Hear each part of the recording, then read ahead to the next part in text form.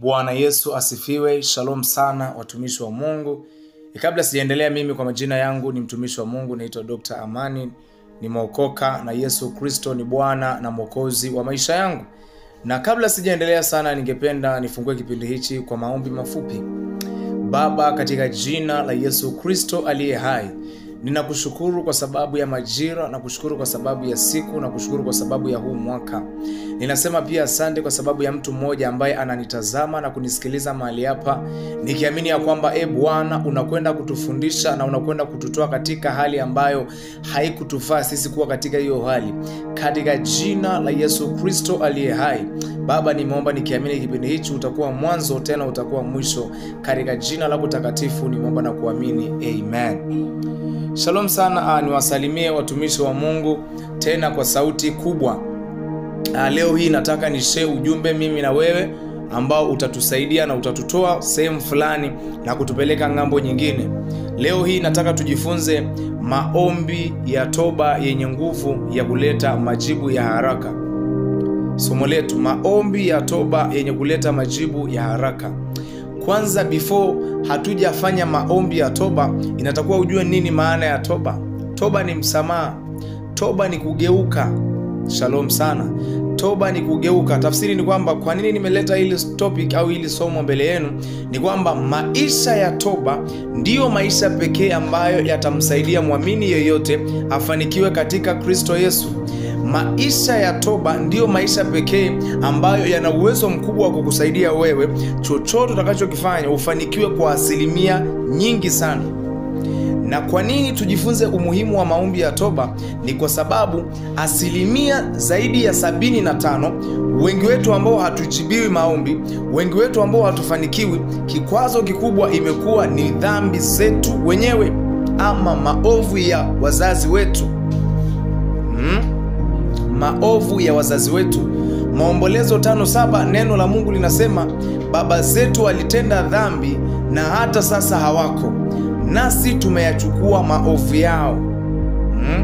Kumbe kuna wakati ambao tumekuwa tukipitia katika hali fulani ambayo imekuwa tatanishi katika maisha yetu, na tunajiuliza ni wapi Mungu ametuacha, ni wapi Mungu ametusahau. Kumbe Mungu hajatusahau, Mungu hajatuacha, bali ni sisi wenyewe tumemwacha Mungu kwa matendo yetu mabaya. Na ndiyo maana leo hii nimekuja nishare na wewe ujumbe huu ya kwamba maombi ya toba yenye kutuletea majibu kwa haraka. Ili maombi yako yapate kuwa na majibu ya haraka, lazima uwe ni mtu wa toba. Ukiamka, anza na toba. Ukilala, omba toba, kwa sababu ni maovu mangapi ambayo umeyafanya wakati wote, asubuhi mpaka jioni? Ni maovu mangapi umeyafanya usiku wewe bila kujua? So ni muhimu sana, mtu ambaye unanitazama, ujue maombi ya toba yana nguvu sana ya kukutoa mahali ulipo na kukupeleka mahali ambapo unastahili kuwepo. Vijana wengi leo kwenye mitandao ya kijamii tumepoteza muda, tunaangalia picha za anasa, tunafanya vitu ambavyo havimpendezi Mwenyezi Mungu kabisa, na tumeingia kwenye dhambi kwa kasi kubwa. Na hii inaonyesha kwamba asilimia kubwa yetu tunabaki kulaumu kwamba mbona hatufanikiwi, mbona Mungu hatusikii sisi. Sio kwamba Mungu hatusikii, ni maovu yetu yametufarakanisha mbali na uso wa Mungu. Ni maovu yetu yametufarakanisha mbali na uso wa Mungu. Neno la Mungu linasema kwenye Maombolezo sura ya 5 mstari wa 7, hiyo inasema, baba zetu walitenda dhambi na hata sasa hawako, nasi tumeyachukua maovu yao. Baba zetu walitenda dhambi na hata sasa hawako, nasi tumeyachukua maovu yao. Kuna wakati unanitazama, inawezekana wewe ni kijana wa kiume, inawezekana wewe ni kijana wa kike. Kuna laana inawezekana unatembea nayo, ilianzishwa na wazazi, ilianzishwa na mababu na mabibi ambao pengine leo hawapo, lakini hiyo dhambi bado inatembea na maisha yako. Inawezekana ni dhambi ya kuolewa na kuachika. Inawezekana ni laana ya kuolewa na kutopata mtoto. Unajiuliza shida iko wapi? Kuna mahali mnyororo huo ulianza, kuna mahali hiyo cheni ilianzia mbali. Na ndio maana leo nataka ujue umuhimu wa maombi ya toba. Yanataka kusaidia maombi yako yapate kujibiwa kwa uwepesi mkubwa sana, kwa sababu toba ndiyo njia pekee ya kutukutanisha na Mwenyezi Mungu. Toba ndiyo njia pekee ya kutukaribisha sisi na Mwenyezi Mungu. Wengi wetu tunalalamika kwamba tumeomba hatujajibiwa. Maombi ya mwenye haki yafaa sana mbele za Bwana. Maombi ya mwenye haki, the righteous prayer, maombi ya haki. Nikuulize swali, je, maombi yako ni ya haki? Maombi yako ni ya haki? Maombi yako ni ya haki? Kuna wakati umekuwa ukiomba lakini maombi sio ya haki. Nyuma kuna dhambi, nyuma kuna makosa umeyafanya, umeharibu kuna mahali. Ndio maana bro, maisha yako hayabadiliki. Je, maombi yako ni ya haki? Nauliza tena, je, maombi yako ni ya haki? Kuna watu wengine sio kwamba hatujibiwi kwa sababu ya viburi. Kuna watu tuna dhambi za viburi, kujiinua, majigambo. Leo hii nataka tujifunze pamoja na Mungu akakusaidia kupitia hii topic.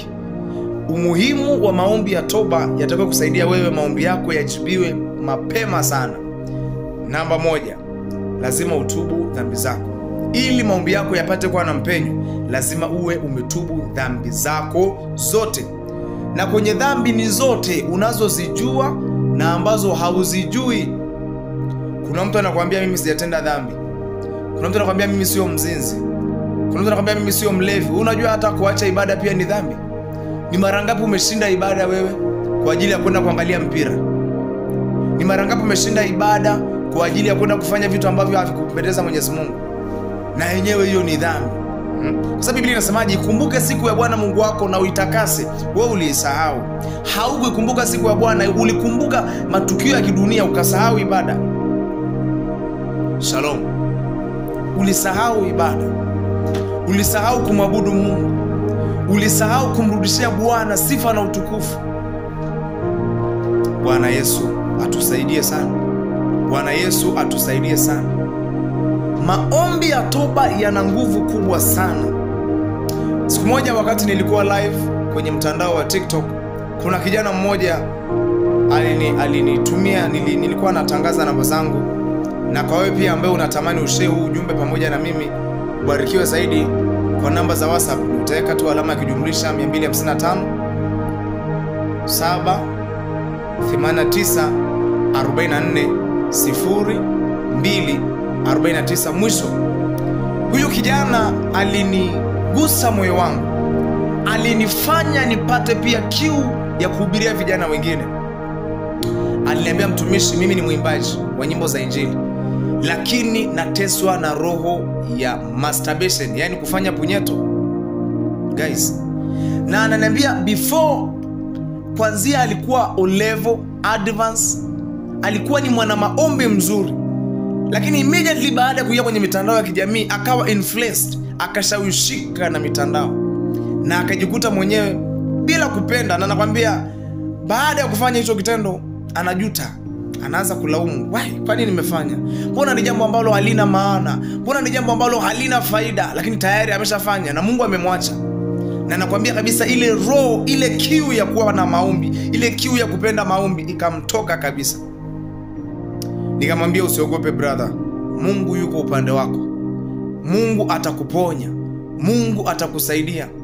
Nachotaka nizungumze na wewe, inawezekana kuna mtu ananitazama mahali hapa, umeathirika na roho fulani hapa mtandaoni. Inawezekana you are affected with masturbation, you are affected with a certain spirit that is withdrawing back your spirit with God. Kuna roho ambayo inakukimbiza sahi, umemwacha Mungu kabisa kwa sababu ya hiyo roho. Inawezekana ni roho ya uzinzi, inawezekana ni roho ya ulevi, inawezekana ni roho ya uvutaji wa bangi, imekutoa kabisa kwenye mstari wa Mungu. Leo hii nimekuja niseme na maisha yako. I have come to speak with your life, my brothers and sisters, kwamba kama tukifanya maombi ya toba, basi tutakuwa tumemrudia Mwenyezi Mungu. Kwa sababu neno la Mungu anasema, nirudieni mimi nami nitawarudia ninyi. Tafsiri ni kwamba Mungu alishakuwepo na sisi, lakini sisi ndio tulimwacha Mungu. Nani ananielewa? Neno la Mungu linasema Mungu akamwambia Adamu uko wapi? Tafsiri ni kwamba kwa mtu ambaye yuko sensitive na ananielewa, tafsiri ni kwamba Adamu alipoachwa na Mungu hakukutwa pale. Mahali Mungu alimwachia Adamu hakumkuta pale. Alimwacha kwenye bustani ya Eden, lakini matokeo ni kwamba anapokuja kurudi kumsalimia mtoto wake au kuwatembelea watoto wake, Mungu hakumkuta Adamu. Na ndio maana akaanza kuuliza, Adamu uko wapi? Where are you Adam? God was asking. Adamu akajibu, niko uchi. Niko uchi. Nikuulize wewe ambao unanitazama siku ya leo, je, ni kweli kwamba Mungu mahali alipokuweka leo atakukuta pale? Alikuacha kwenye msingi wa wokovu. Je, leo Mungu akirudi atakukuta pale? Alikuacha kwenye msingi wa kumpenda Bwana, kumtukuza Kristo Yesu. Je, leo Mungu akiuliza, fulani uko wapi? Amani uko wapi?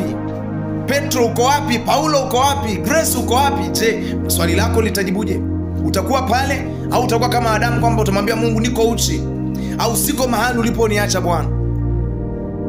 Ni watu wangapi tunajua walianza vizuri na Mungu, waliendelea vizuri na Mungu, lakini hawajamaliza na Mungu? Brothers and sisters, maombi ya toba ni ya muhimu. Mungu haangalii ulianzaje, Mungu haangalii ukoje sasa hivi, anaangalia mwisho wako, utamalizaje na Mungu. Shida sio kuanza vizuri, shida ni utamaliza vizuri. Oh my God, my Father. Toba ni muhimu sana. Repentance is very important in our daily life. Guys, kama wewe ni mtu ambaye umekuwa umerudi nyuma sana kwenye maisha ya wokovu, basi nimekuja kwa sauti ya unyenyekevu nikwambie mrudie Mungu na yeye atakurudia. Inawezekana wewe ni prophet, inawezekana wewe ni apostle, inawezekana wewe ni mwimbaji, inawezekana wewe ni mwinjilisti. Kuna mahali ambapo umemwacha Mungu kwa sababu ya tamaa ya dunia. Leo hii mrudie Mungu, kwa sababu anasema nirudieni mimi nami nitawarudia ninyi. Kwa nini nazungumzia maombi ya toba? Isaya 59 mstari wa kwanza, neno la Mungu likamjia nabii Yeremia kusema, tazama mkono wa Bwana haukupunguka hata usiweze kuokoa, wala sikio lake sio zito hata lisiweze kusikia. Guys, mkono wa Mungu sio mzito. Mkono wa Mungu haujapunguka hata ushindwe kukuokoa kwenye hiyo hali ambayo unapitia. Sikio la Mungu sio zito hata lisiweze kusikia maombi yako. Mstari wa pili anasema, kwa sababu ya maovu yetu yametufarakanisha mbali na uso wa Mungu. So tafsiri ni kwamba, why are you not answered? Kwa nini haujibiwi? Tafsiri ni kwamba there are mistakes we have done. Kuna makosa tumeyafanya, kuna machukizo tumeyaruhusu wenyewe, na sio Mungu ameruhusu, hapana, ni maovu yetu wenyewe yameruhusu. Nyakati wa pili 7:14 maandiko yanasema, kabla uja mstari wa 14 ukianza mstari wa 13, maandiko yanasema hata Mungu akifunga mbingu zisinyeshe, akiachia tauni katika dunia. Maandiko yanasema kwenye Nyakati wa pili 7:14, mtumishi wa Mungu Daudi akaanza kusema, ikiwa watu wangu walitoka kwa jina langu watanyenyekea na kuomba na kuziacha njia zao mbaya na kutafuta uso wa Bwana na kuziacha njia zao mbaya, anasema atasamehe na kuiponya nchi yao. Tafsiri ni kwamba ili Mungu atusamehe ni lazima tuache njia zetu mbaya. Tafsiri ni kwamba ili Mungu aweze kujibu maombi yetu wa Tanzania, ili Mungu aweze kujibu maombi ya watu wake, ni lazima tuache njia zetu mbaya. Oh my God. Ni lazima tugeuke sasa, tuachane na anasa, tuachane na tamaa za dunia, tuachane na mienendo ya kidunia. Ndio maana maandiko yanasema kwenye kitabu kile cha Warumi 12 mstari wa 2, anasema wala msienende kama dunia inavyotaka. Oh my God, my Father. Tusienende kama vile dunia inavyotaka. Usienende kama dunia inavyotaka. Usiende kama vile watu wa duniani wanavyotaka uende. Nenda kama vile Kristo Yesu anavyotaka uenende. Oh my God. Usienende kama vile wewe dunia inavyokutaka. Nenda kama vile Kristo Yesu anavyokutaka. Yesu anataka uishi maisha mema. Yesu anataka uishi maisha mazuri. Anataka umpendeze, anataka umwabudu, lakini dunia iko kinyume. The world is against of God. Dunia ipo kinyume na Mungu. Leo hii ni rahisi kukuta vijana wanagombana kwa sababu ya mpira. Leo hii ni rahisi kukutana na vijana wanagombana kwa sababu ya mechi, tena wengine mpaka wanapigana na kutoana damu. Lakini hakuna kijana ambaye anaweza kugombana na mwenzake kwa ajili ya kumwambia mwenzake, brother okoka, mpokee Yesu. Ni wachache sana. Hii ndio vile uone kwamba maovu yetu yametufarakanisha na uso wa Mungu. Nikuulize swali, wewe unagombanaga na watu kwa ajili gani? Unagombana na watu kwa ajili gani? Kuna watu wanagombana hata kwa ajili ya wanaume, kuna watu wanagombana kwa ajili ya wanawake. Mbona usigombane kwa ajili ya kumtangaza Ukristo? Usiwe na ile roho ya maumivu kwamba oh my God, unaumia kwamba watu wanapotea, watu wanaingia kwenye maanasa. Kwa nini usiumie roho na kuanza kugombania nafsi za watu ambao wanapotea kwa ajili ya Yesu Kristo awaokoe? Lakini kinyume ni kwamba watu wanagombania mambo ya kidunia.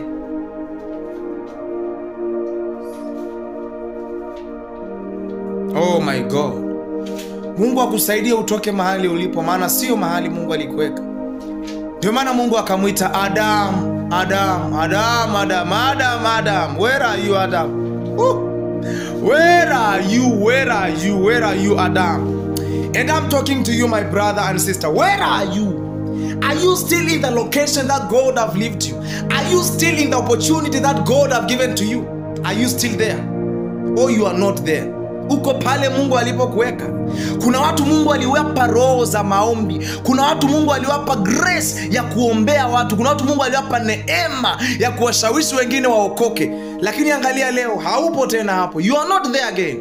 You are no longer there. You are no longer there. You are no longer there.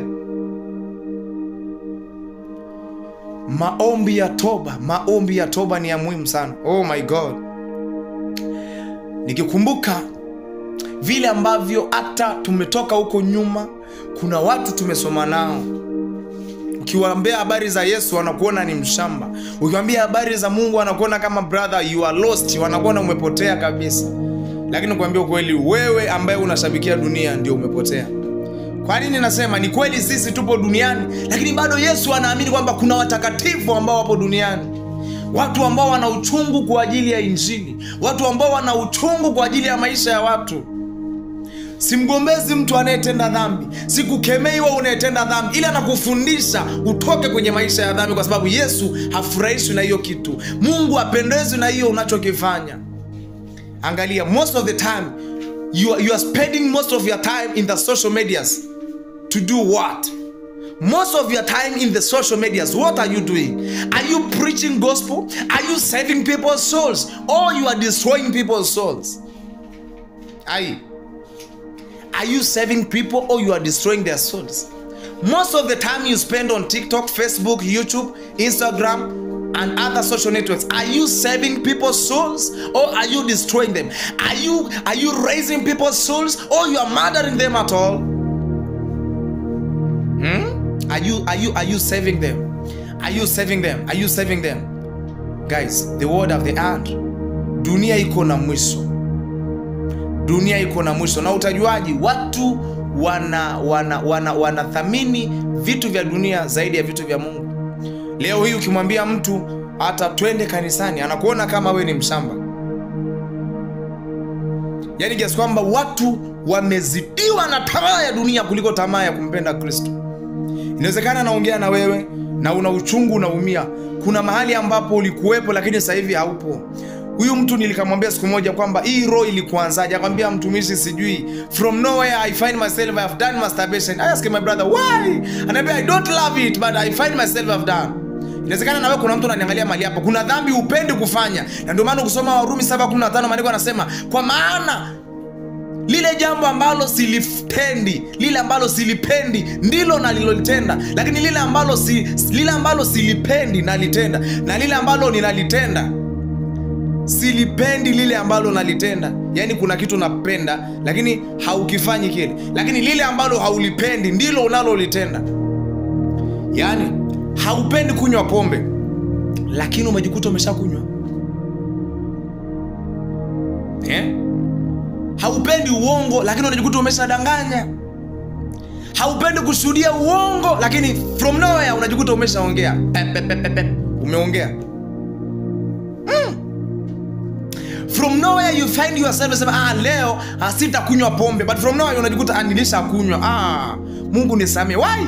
Kumbe shetani amewekeza kabisa, anakutega. Anajua huyu hapendi pombe, anachofanya anahakikisha umekunywa sasa. Huyu hapendi kufanya uzinzi, anakuhakikisha sasa umeshazini. Baadaye ndo unajuta, oh my God, sipendi kufanya hii lakini mbona nimefanya. Na kile ambacho unapenda, yani kuna mtu anakuambia mimi leo before nilale leo nitakuwa na ratiba ya maombi. Nitaomba saa 9 ya usiku mpaka saa 11. Lakini unajikuta ukiamka unasema wow, wacha nipumzike kidogo, nitaamkia asubuhi niombe. Shalom everyone. So hiyo ni roho imekukamata, ni maovu yanakusonga, unaacha kushindwa kuomba. Ni watu wangapi mnanitazama ambao ukiamka unasema nitaomba na unapostpone maombi? May God deliver you from there, my brother. Mungu akufungue kutoka hapo. Hapo sio mahali pako wewe. the way you are is not your position. Haikuwa nafasi yako kabisa. Kuna mtu anakuambia zamani nilikuwa naweza nikaomba zaidi ya lisali moja, nilikuwa naweza nikafunga hata siku 3, na kuuliza swali, kwa nini sasa hivi ufungi? Why now you are not fasting? Why now? Mungu angalia mwanzo wako. God is not beholding your beginning. God is looking your ending. Anakuangalia unamaliziaje bado. Kuna mtu anakuambia mimi kipindi cha nyuma nilikuwa nampenda Mungu, nilikuwa haipiti siku sijasoma Biblia, ilikuwa haipiti siku sijaomba, ilikuwa haipiti siku sijatafakari neno la Mungu. Swali langu ni kwamba kwa nini sasa hivi hausomi? Kwa nini sasa hivi hauombi? Shetani amesha kuteka bila wewe kujua. Na unajikuta wewe uelewi, lakini umeshatekwa.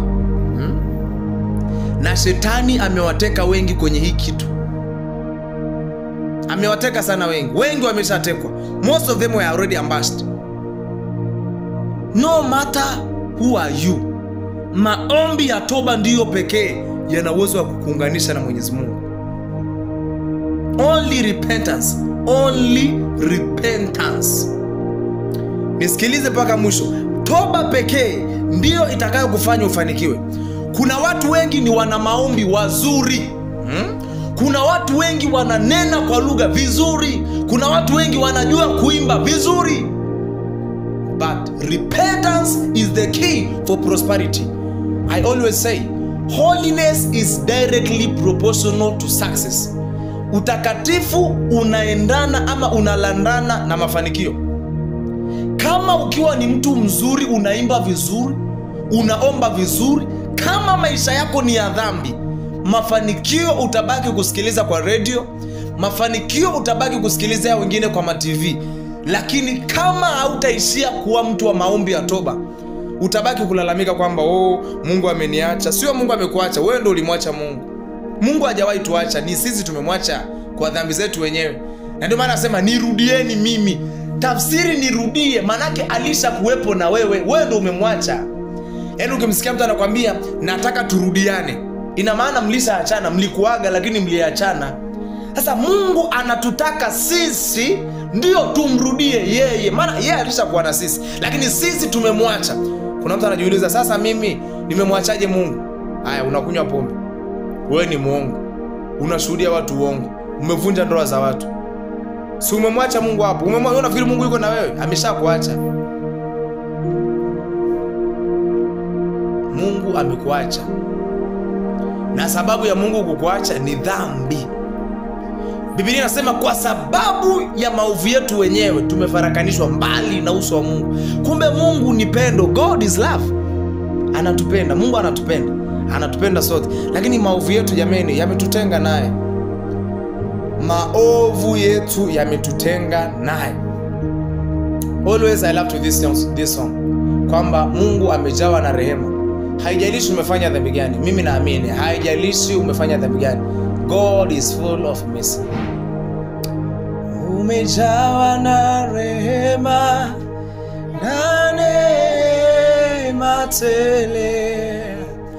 Umejawa na rehema na neema tele. Umejawa na rehema. Umejawa na rehema na neema tele. Umejawa na rehema na neema tele.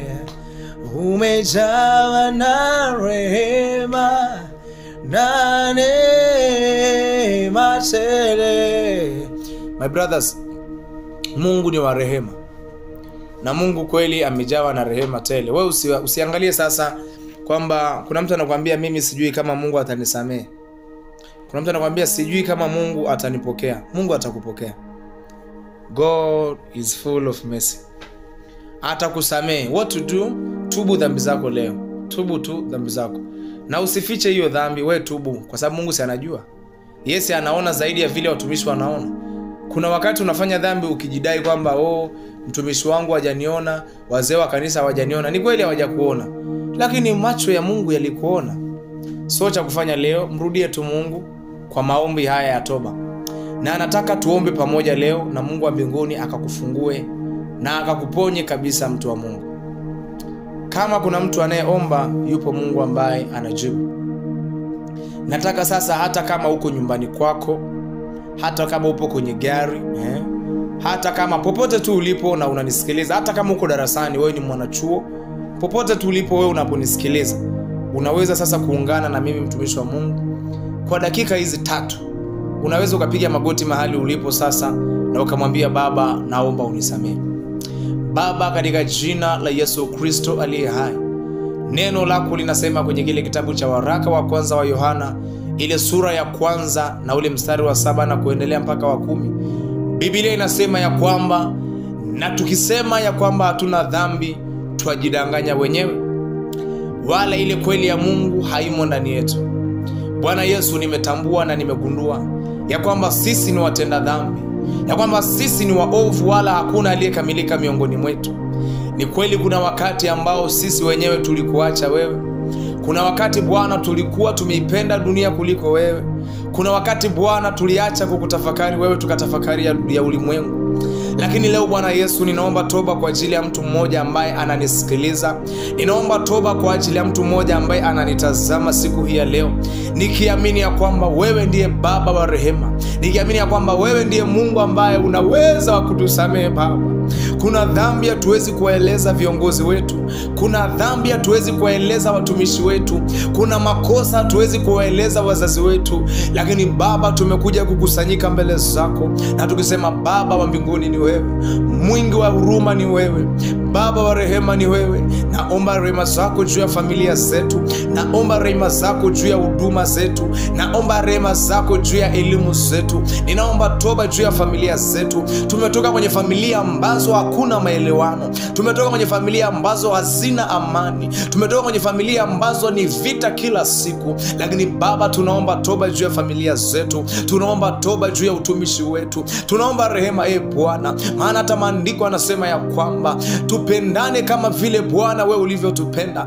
Ni kweli Bwana, kuna wakati tumefanya maovu kwa sababu hatukuwapenda hata wa nyumbani mwetu. Ibada njema inaanzia nyumbani, lakini kuna wakati Bwana tumefanya anasa, tumefanya dhambi, tumejinua tukakuacha wewe. Lakini leo Yesu tumekurudia, tunaomba toba, mfalme wa falme, tunaomba utuhurumie Bwana Yesu. Samehe vijana wote, samehe wanawake, samehe wanaume, samehe wazee, samehe watoto Bwana. Tunachoamini ni kwamba wewe ndiye unaweza kutusamehe. Tunachojua ni kwamba mahali ambapo mwanadamu hawezi kusamehe, wewe Mungu unaweza kutusamehe. Mahali ambapo viongozi hawawezi kutuhurumia, ninajua Mungu unaweza kutuhurumia. Mahali ambapo Bwana akili zetu zimefika mwisho, ninajua Mungu wewe unaweza kufanya. Ninaomba toba siku ya leo. Tumejifunza Bwana umuhimu wa maombi ya toba yatakayotupelekea tuweze kufanikiwa kwa wepesi. Nami Baba, ninaomba toba, ninaomba Bwana tukaishi maisha ya toba, tukaishi maisha ya wokovu, maisha ya kukupendeza, maisha mema, maisha yenye uchaji wa Mungu, katika jina la Yesu.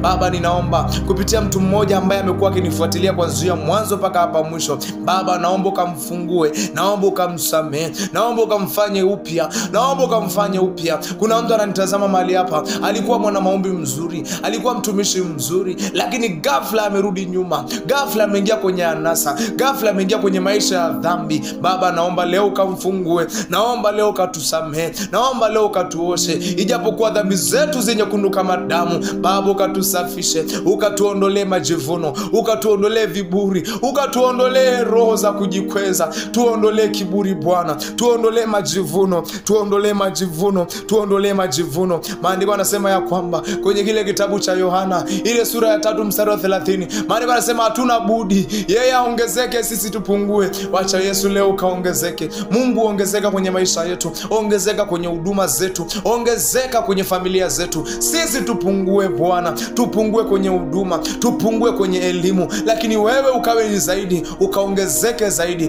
katika jina la Yesu. Baba, nakushukuru maana unakwenda kutusamehe na unakwenda kutuhudumia. Katika jina la Yesu nimeomba na kuamini ya kwamba wewe ambao unanitazama, Mungu amekusamehe, Mungu amekuponya, na Mungu akubariki sana wewe ambaye umekuwa ukinisikiliza kuanzia mwanzo. Majina yangu ni mtumishi wa Mungu, ninaitwa DR Amani. Ni mtumishi wa Mungu, muimbaji wa nyimbo za injili, nimeokoka na Yesu Kristo ni Bwana. Kama bado hujafollow na kusubscribe account hii, naomba subscribe na kufollow na kushare kwa watu wengine. God bless you. Remember to subscribe. Shalom.